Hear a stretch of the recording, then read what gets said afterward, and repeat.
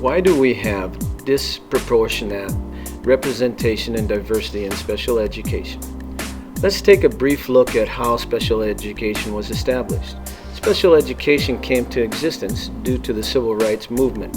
A major issue was that schools were segregated, and this gave the white students the advantage in better education. A landmark lawsuit, Brown versus the Board of Education, began the change in equality in the schools. When the Department of Education looked into the distribution of disproportionality in the schools and how there was no change, there was pressure to change or to have a policy that would change the disproportionality in special education. The Individuals with Disability Education Act, or better known as the IDEA, and the reauthorization of the IDEA in 2004 began more inclusive to help place students in special education. States were to provide funding for services in special education. Through educational research, it was found that students achieved in direct proportion to their opportunity to learn. In other words, a student, no matter what diverse background they came from, given the right learning environment, they will achieve in direct proportion as other students. I have put together some slides of different cultures. Each slide has a specific image that I want to stimulate the thought process towards why biases, judgments, assumptions, beliefs, and prejudices can influence the way a teacher may relate to the student and how they are teaching. This is a typical picture of a Japanese student. Some people associate Japanese with this picture. Others may also associate Japanese with this picture. And they also may look at their school system as only being like this.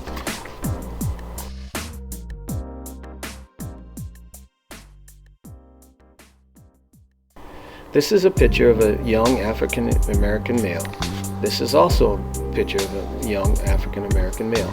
But some associate this picture as being part of the African American male culture. Also, they associate this picture as part of being an African American culture. This is a picture of a young Chinese woman, but some associate Chinese with this picture. Also, some associate Chinese with this picture.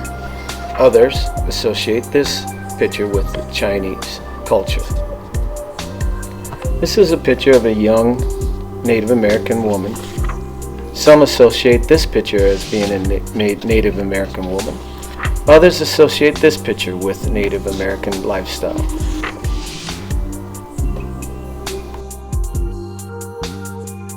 This is a picture of a young male student from India. Some may associate the male looking like this picture. Some may also associate the school system looking such as this picture. Some may associate the women from India looking only like this. And some may also look at the female as being like this. This is a picture of a young Somalian male.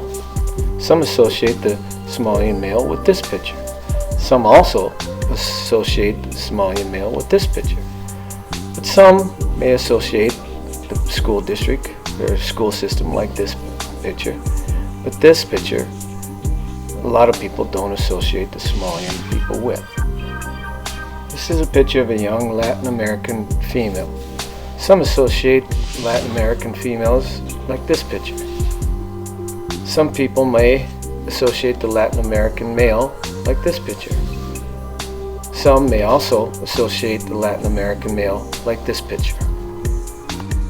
The slides that you have looked at show a small glimpse of how biases, assumptions, judgments, and prejudiced thoughts can impact the way an individual will react or teach their students. Schools have relied on standard tests and behavior standards for years and have not been challenged to change to adapt to the vast change in the diverse nature of our school system today. The social demographic factors are a contributing factor in the underachievements in students. Poverty is more prevalent today with students in the school system as of today. Poverty is only a contribution to the disproportionality in special education. We are seeing language as being a large factor in interpretation of learning disability and behavior issues. The studies today show that there is an element of subjectivity in the referral and assessment process for students into special education. To refer a student to be assessed for a learning disability or for emotional disturbance issue can be subject to the way the teacher may have identified that student. Did the teacher use the standard testing or the standard behavior expectations that the class were subject to? Or could have the teacher taken the time to understand, learn, and study their student and his or her diverse background? We as professionals entering into special education or even general education, we need to be able to effectively work with culturally and linguistically diverse students. How do we curb the continuing of disproportionate representation in special education? We as teachers and professionals need to become more effective in our reflective practices.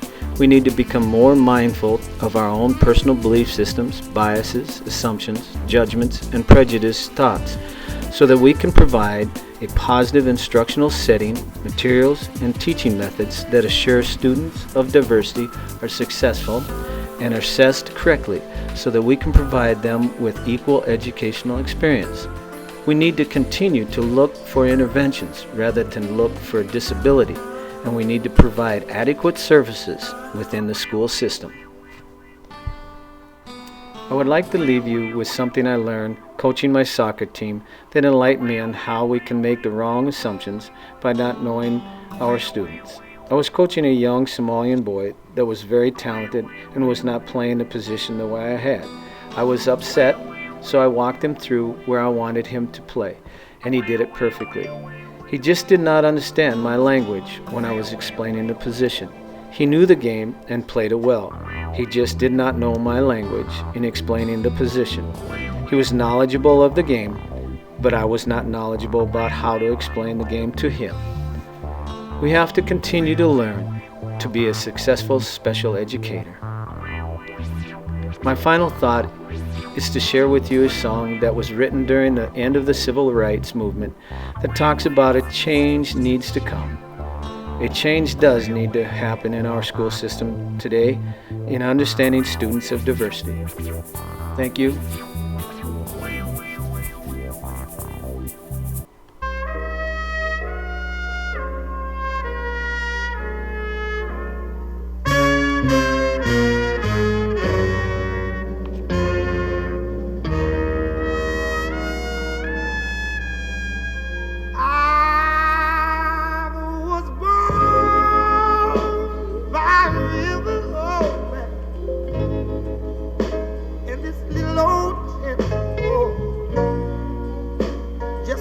This river, I've been running ever since.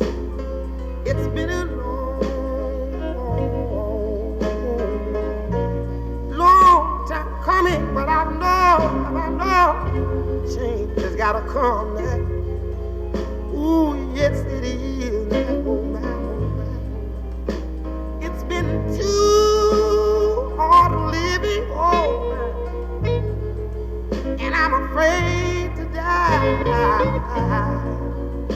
I don't know what's up there beyond the clouds. It's been a long time coming. I know, change has gotta come.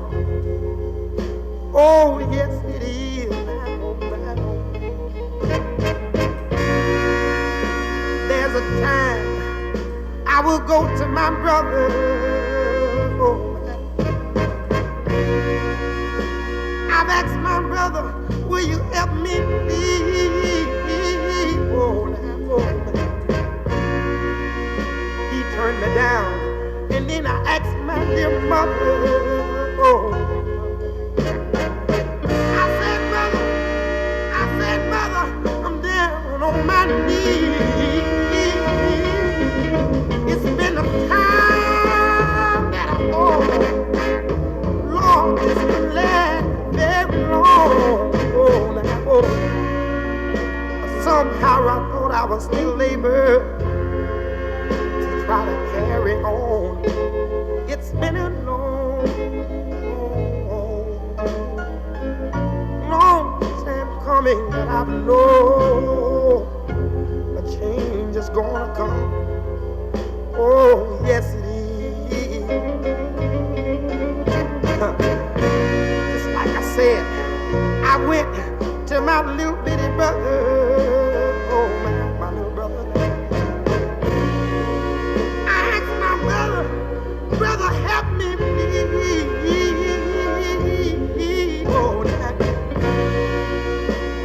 He turned me down, and then I go to my little mother, my dear mother. Oh, man. I said, mother, I'm down on my knees. But there was a time that I thought, Lord, this could last very long. Oh, man. Somehow I thought I was still able to try to carry on. It's been a